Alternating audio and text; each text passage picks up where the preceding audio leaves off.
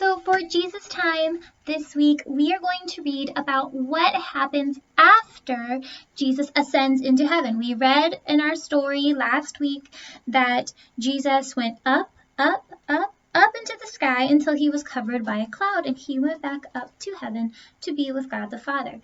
If you hear background noise, that's because my cats are again in here playing with crinkly things, and I'm not 100% sure, but they're here, so that's what the noise is.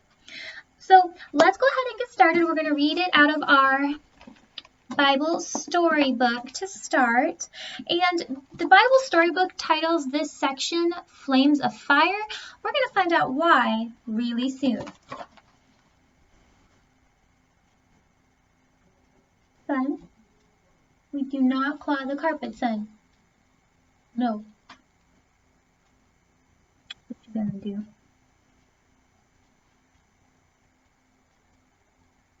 Okay, I think they're set. All right, we'll start now.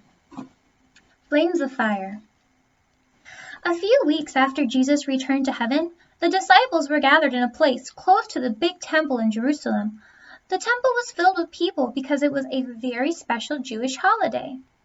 Every year, Jews from all over the world traveled to Jerusalem to celebrate this holiday in the temple. Suddenly, a loud noise filled the place where the disciples were. It sounded like a mighty wind. Can you make wind with your mouth?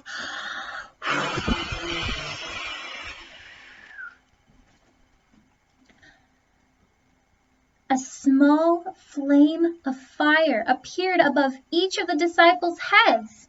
Fire? This is what Jesus had promised them when he left the earth.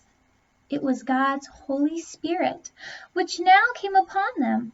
The gift of the Holy Spirit meant that the disciples were able to spread the good news, the teaching that Jesus had been preparing them for. This was the sign for the disciples that it was time for them to start telling people about Jesus.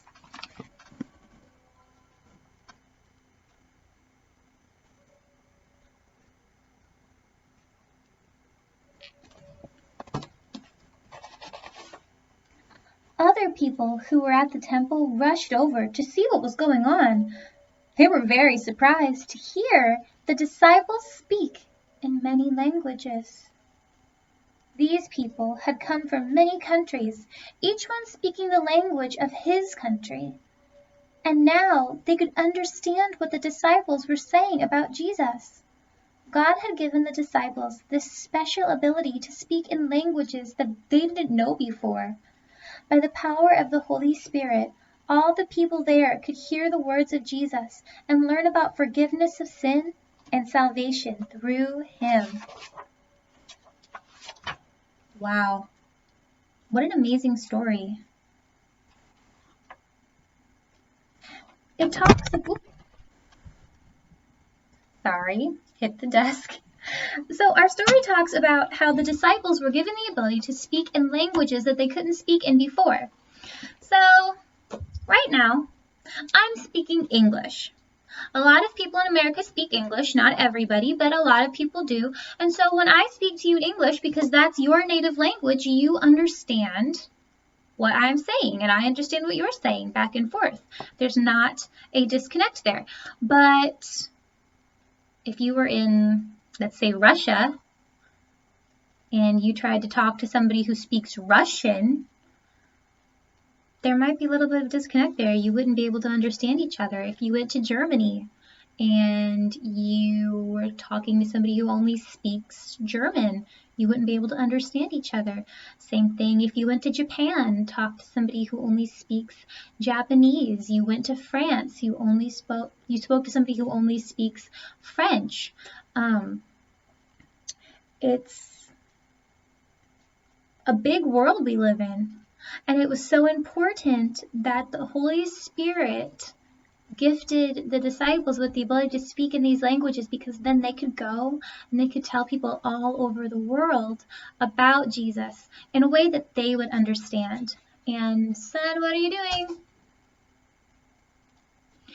And it's also important that nowadays the Bible is translated into many, many languages. It's not just in English, it's not just for us to read, it's translated into languages for people across the globe to read.